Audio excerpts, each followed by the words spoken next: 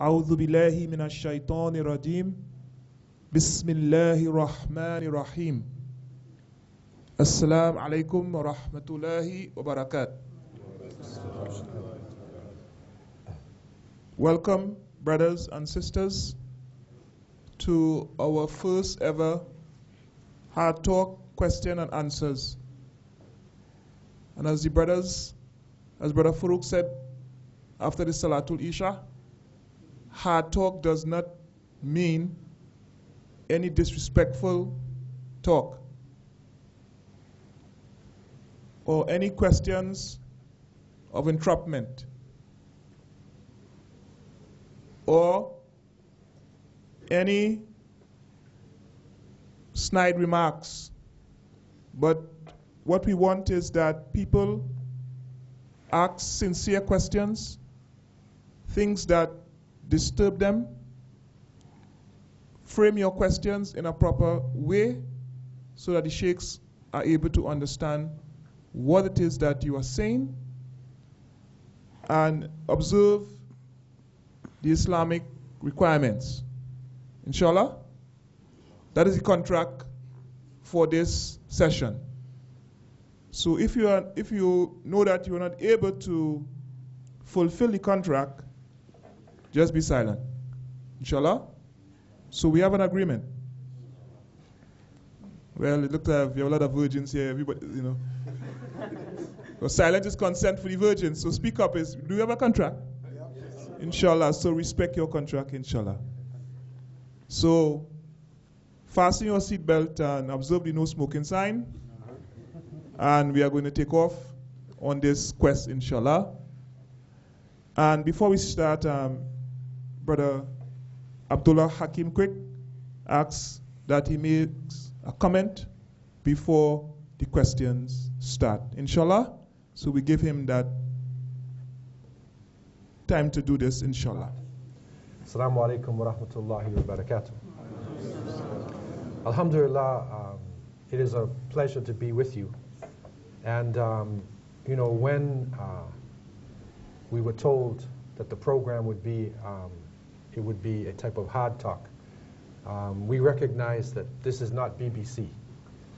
You know, that this is a masjid, and we consider this to be a town hall meeting.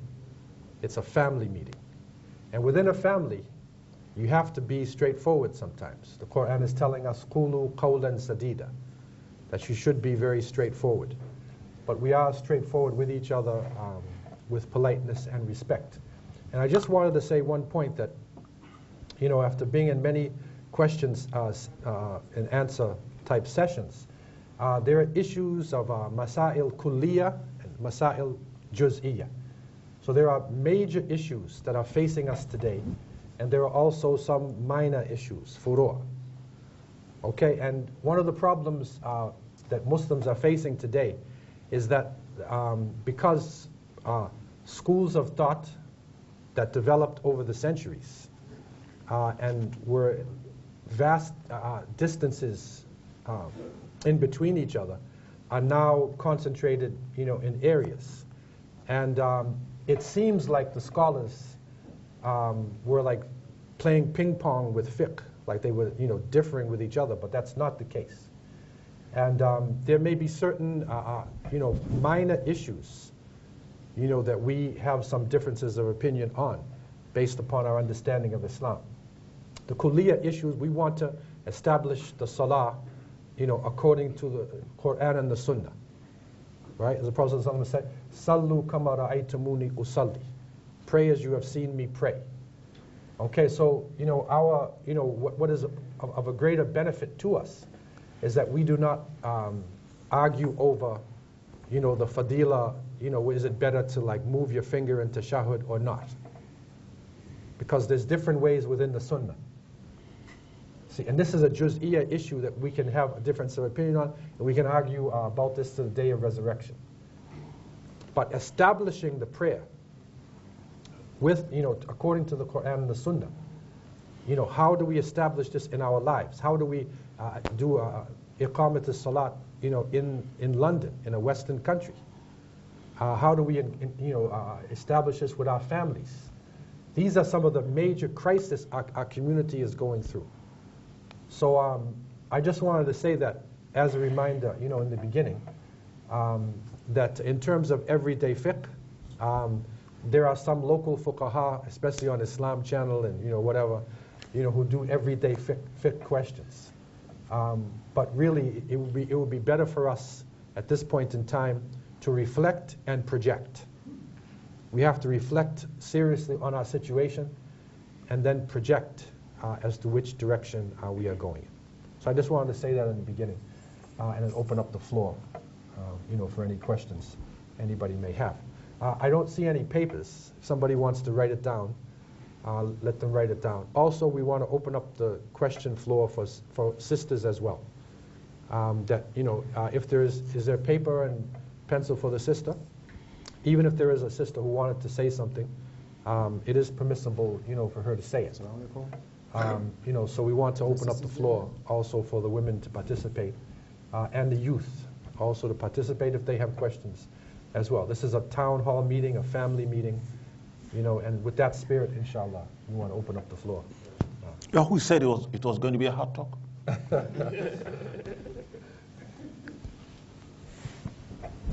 Okay, the floor is open, inshallah. Assalamu alaikum. Yeah, Sheikh, it's about your book, The Deeper Root. I mean, we were searching for it all over the bookshops. We can't find it, so I want to ask, how can we get it? Okay, with that, you know, I've had a problem of publishing this over the years, but you know, I do have a website, HakeemQuick.com, you know, and on Facebook, Sheikh Abdullah Hakeem Quick, public figure, and I'm trying to put this into like an ebook form, and to you know, be in touch, you know, with some brothers, possibly even out of this masjid or whatever. You know, I could you know, establish a way, you know, for this book to be distributed here, because I had problems in the past with some of the local distributors, but maybe we could try to make an arrangement, you know, if this book is available. You know, this is a book, Deeper Roots, and it was concerning the presence of Muslims in America from before Columbus. That we have hard evidence of the presence of Muslims in America crossing the Atlantic and being part of American society before Christopher Columbus came, and then also other waves of Muslims that came across, especially in the slavery period. So this is some documented evidence now that we have, and it was a challenge we put out to society because the whole thing about Columbus discovering America, and I'm still teaching courses and going around and challenging this. And you know, once we get this across, that the information coming to us, you know, is not necessarily true because it's in a textbook or because it comes from a university. We can challenge any type of knowledge, and the way we start this is we say, you know, the statement Christopher Columbus discovered America in 1492. This is a wrong statement, whether you say it in English or in Arabic or in any language, because there were people living in America over 30,000 years ago. There was somewhere around 75 million people living in the Americas when Columbus came. So how can you say you discovered the place? It's like I say Abdullah Hakeem discovered Acton in 2011. Okay, so this, but we believe this thing. And it was taught to most of us in our schools. I traveled around the world, and the people believed the statement.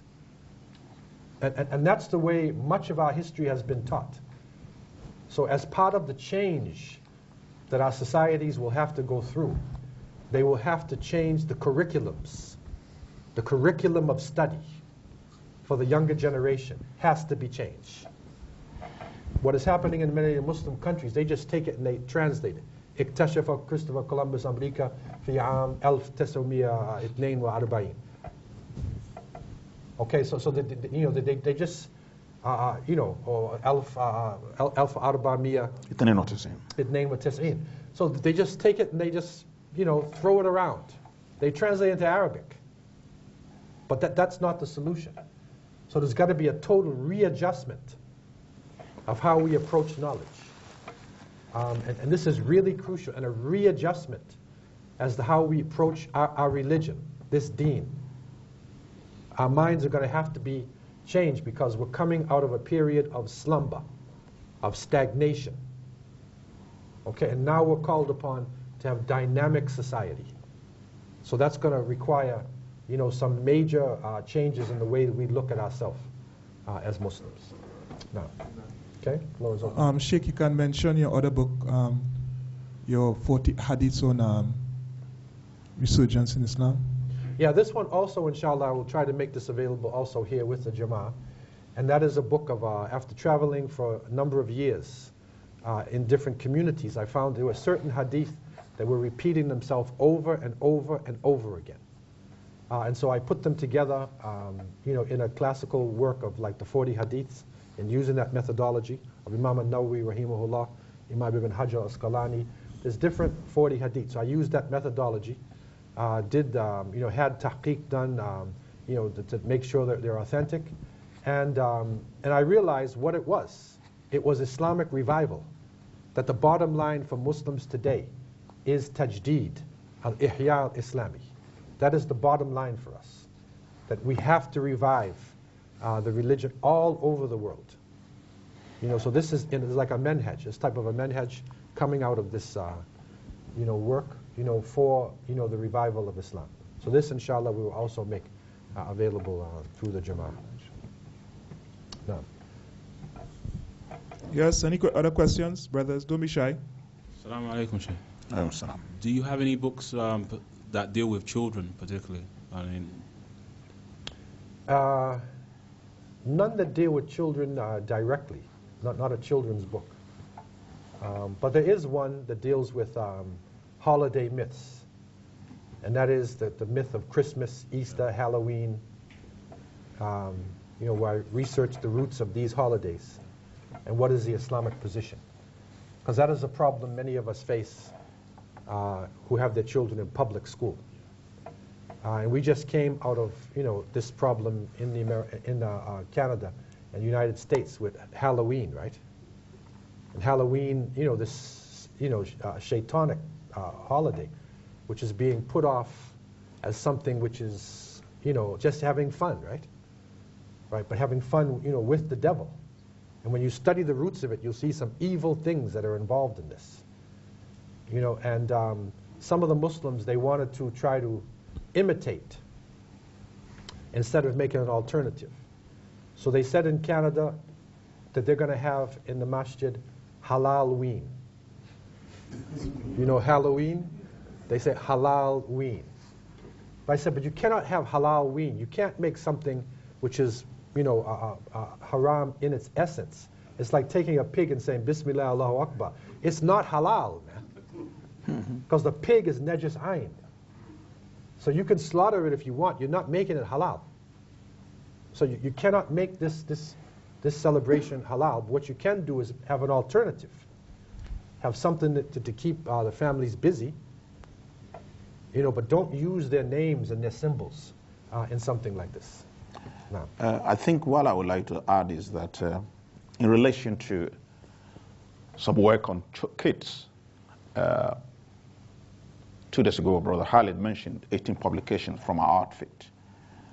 One of the books is directly on children, child training, functional and integrational approach, from day 1 up to 18 years. That one, you won't get it now, but I'll send copies to Khalid when I get back home. We have a comprehensive book from the day the child drops on the earth up to the time he will reach 18. Yeah. Assalamu alaikum, Sheikh. Thank you very much for yesterday. It was very good. And I want to ask you, if I come to you now, today, I've got 4 kids and a wife here in this country. I've been here for 20 years. And I ask you if I've got a chance or just ask you for advice. Is it okay to take my kids to a Muslim country or to stay and live here in this country? Do you address?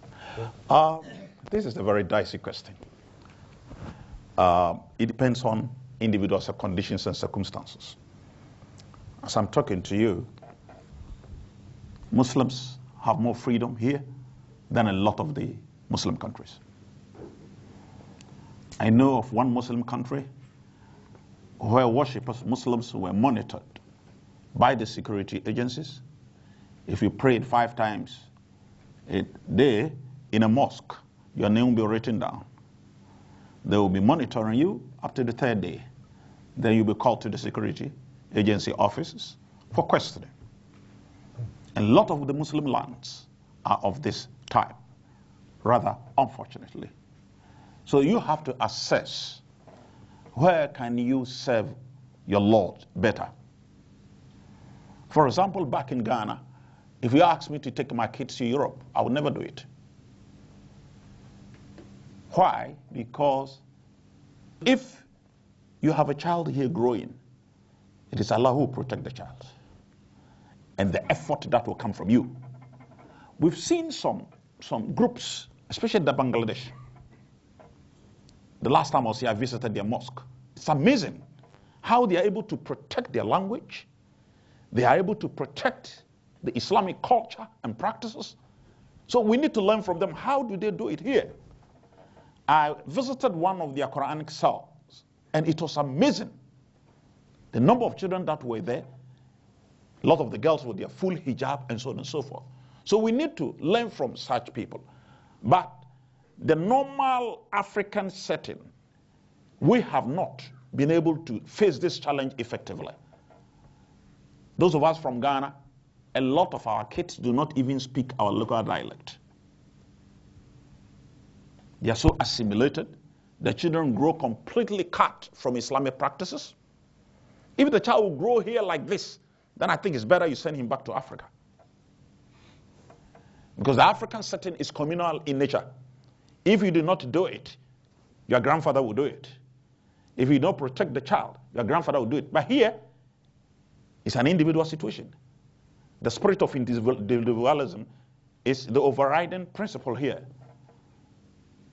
But back in Africa, the family setting is so strong that we provide the shield that covers the child from time to time. So even in your own absence, you'll find your child growing to be a good child, because other siblings of yours will take care of the situation for you.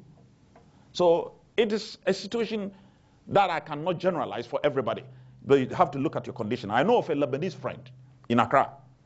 He's now running a company by the name Quatsons. That is a leading company now in Ghana that sells, we call it essential commodities, basic items that we use on a daily basis.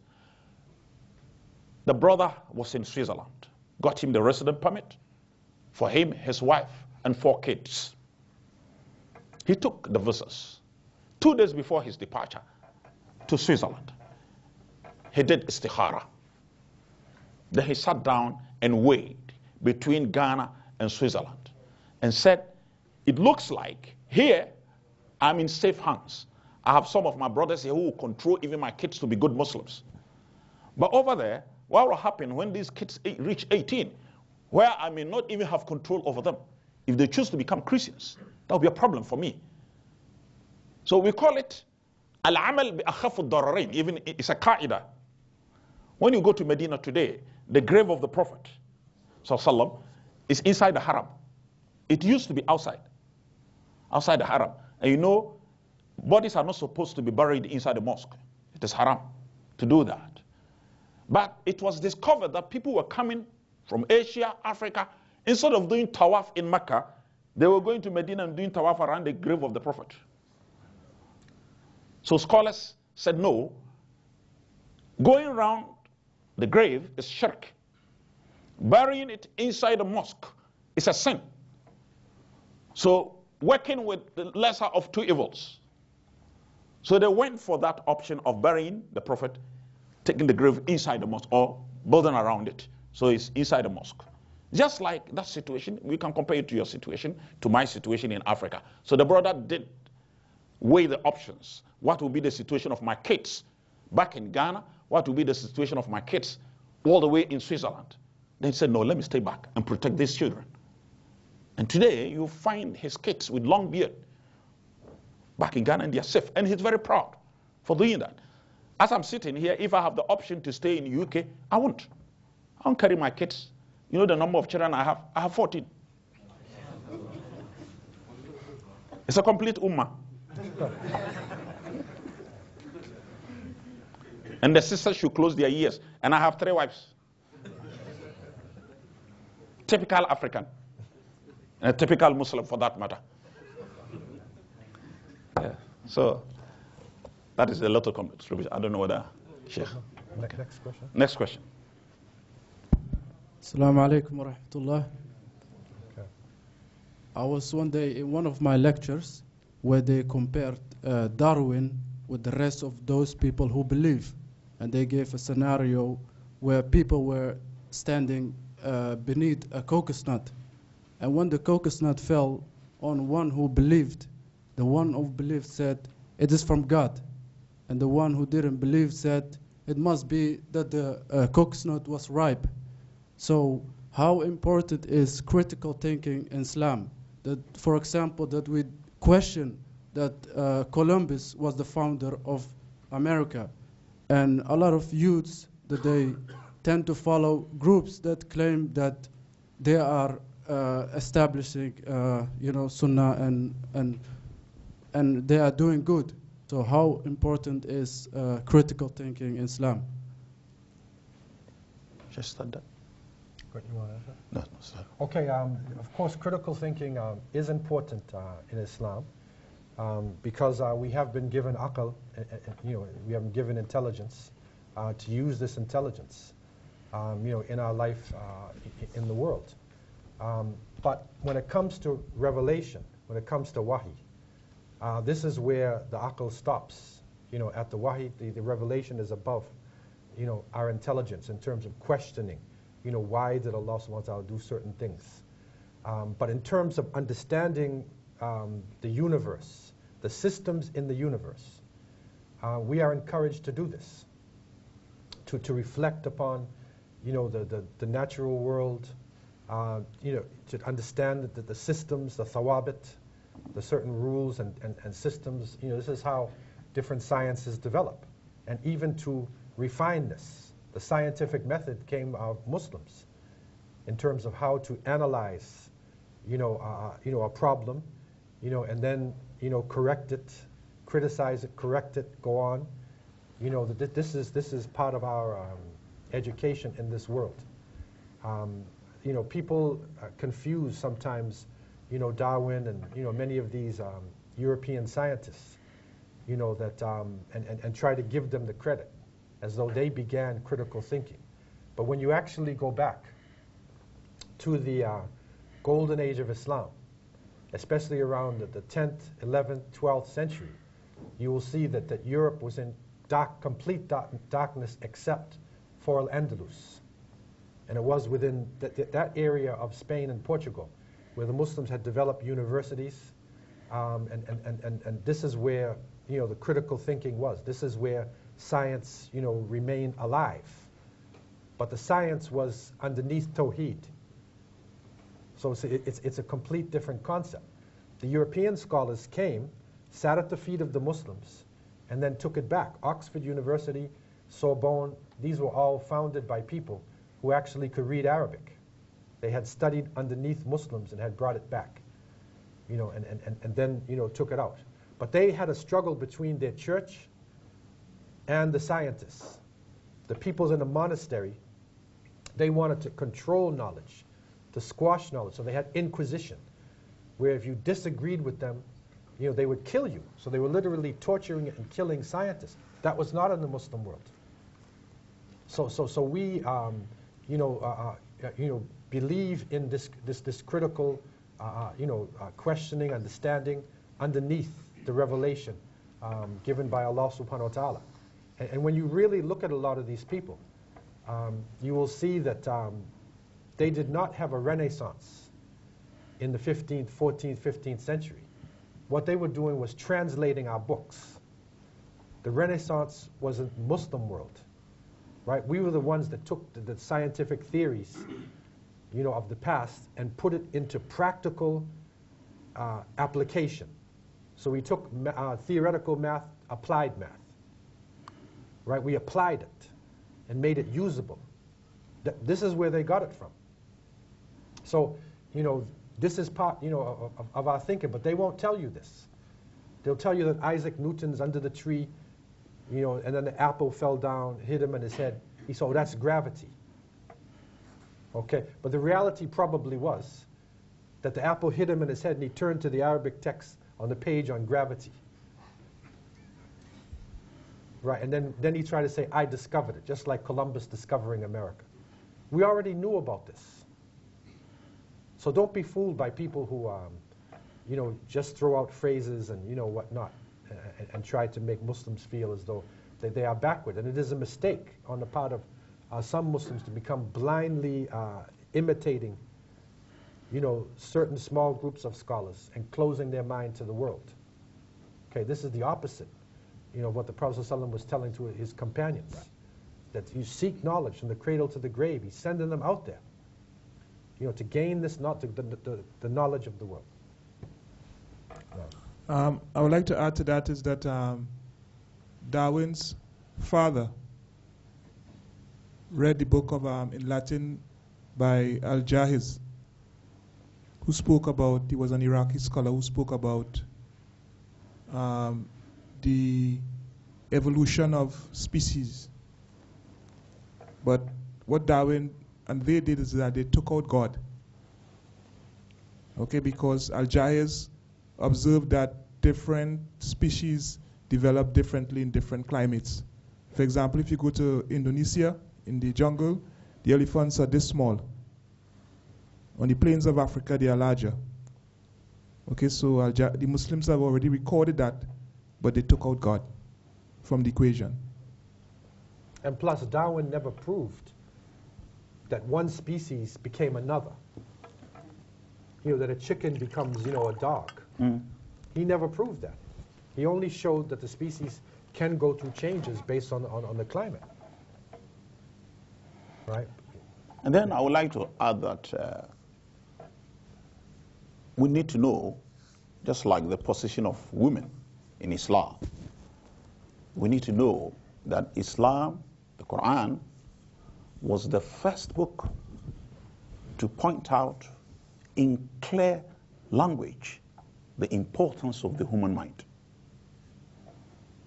In Surah Al-Isra, Allah subhanahu wa ta'ala states, وَلَقَدْ كَرَّبْنَا بَنِي آدَمَ. The word karabna, Allah states, we have honored the children of Adam. And Imam al-Dhahabi interprets karamna, honored, to mean the weapon of intellect.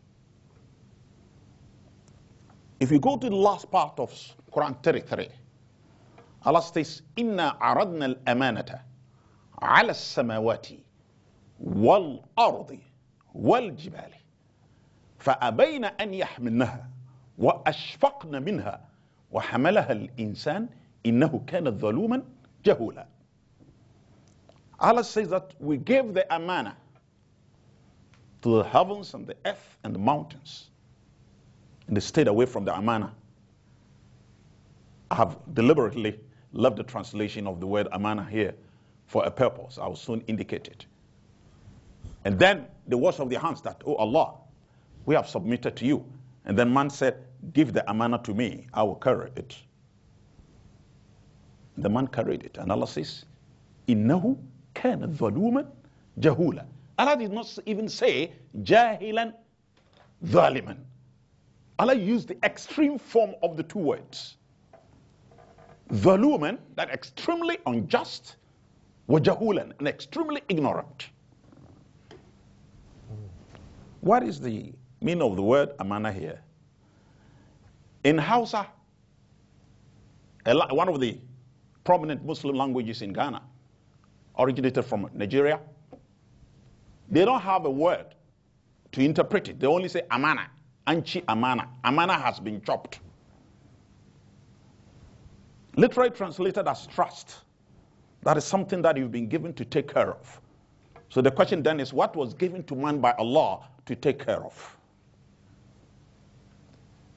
A scholar by the name Dasuqi, he has written the most comprehensive work on Al-Qada'u wal-Qadar.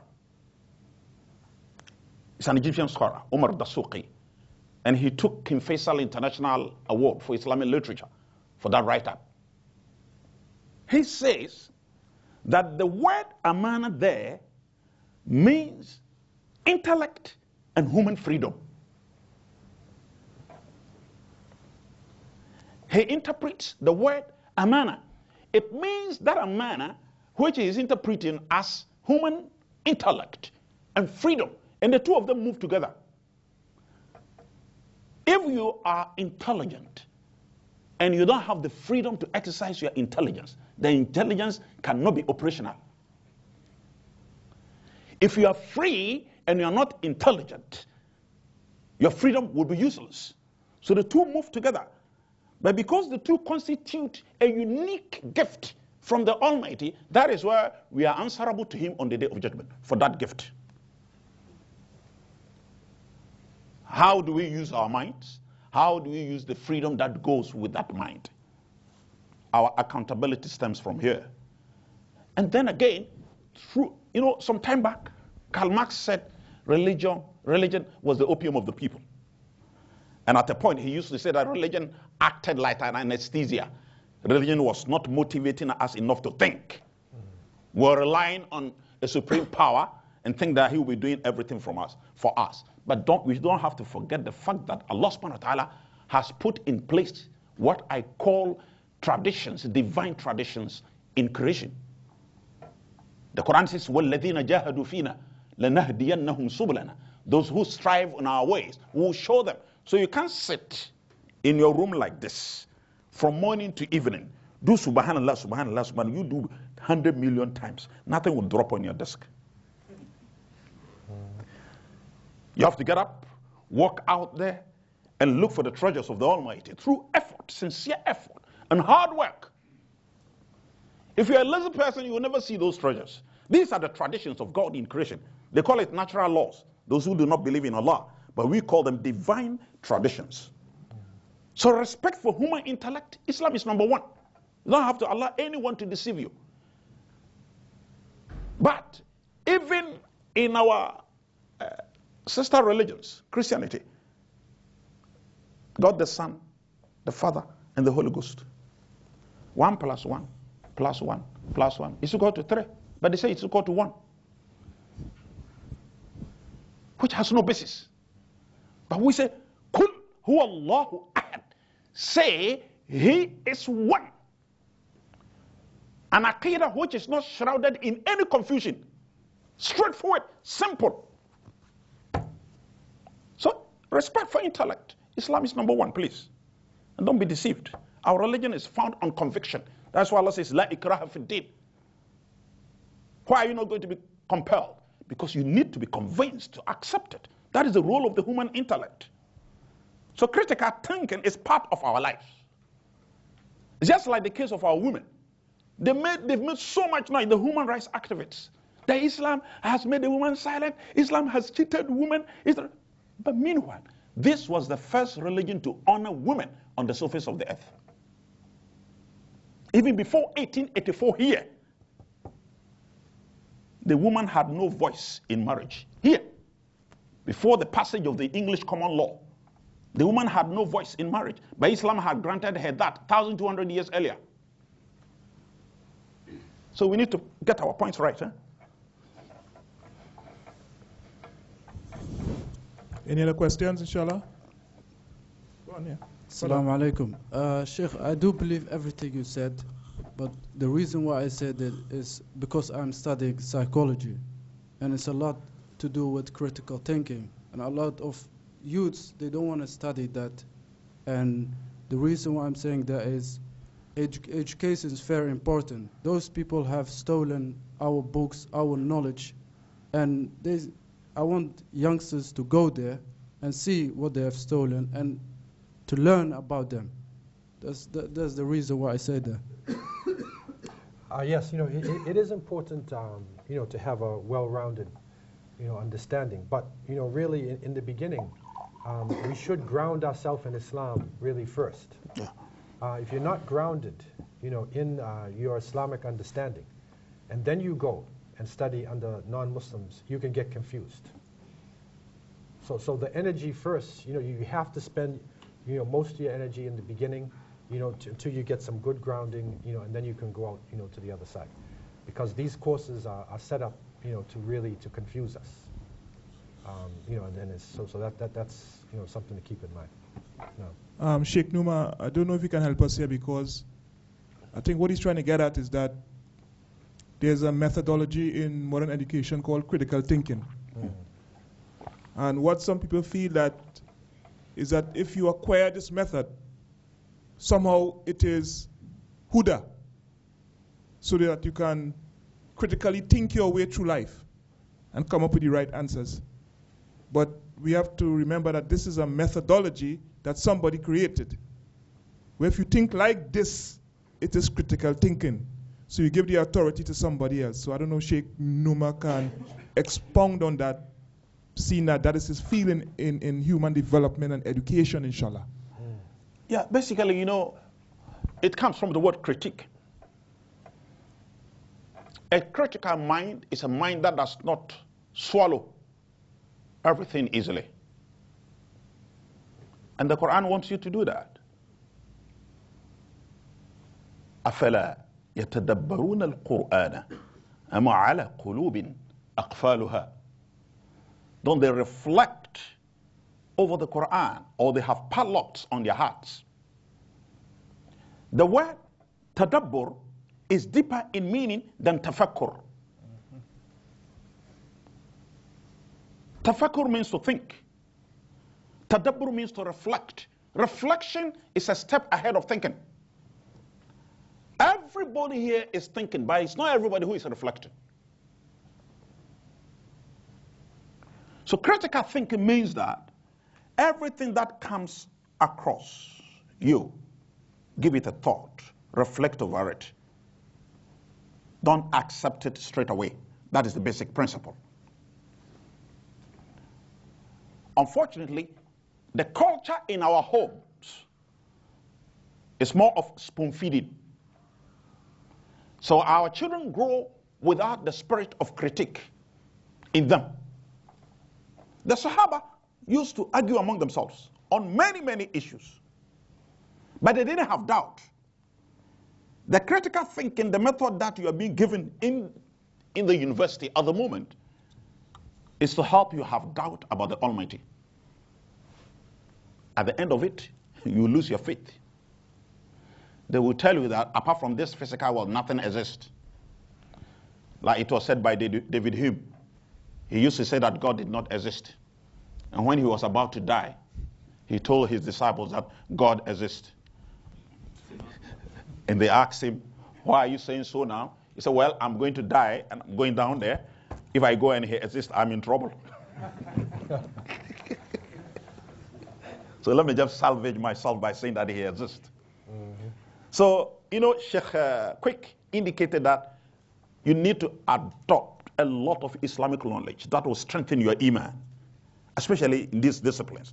Psychology and sociology, they are the two world evils.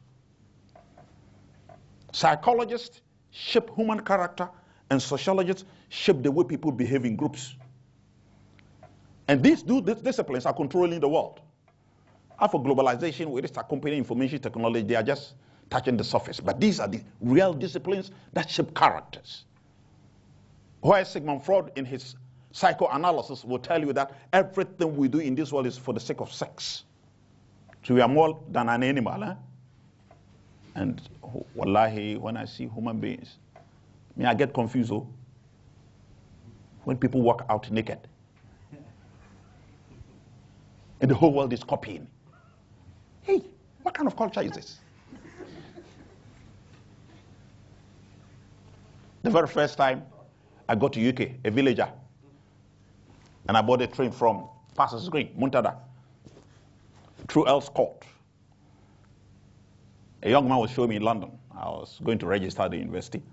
Then, right in front of me in the train, a lady and a young man, they looked into each other's eyes, and then you know what happened? Then I said, subhanallah, that was the first time. Then my friend said, for the subhanallah, you say a million times a day. Because I had never seen something like that back in Ghana. These disciplines are transforming human beings to be animals.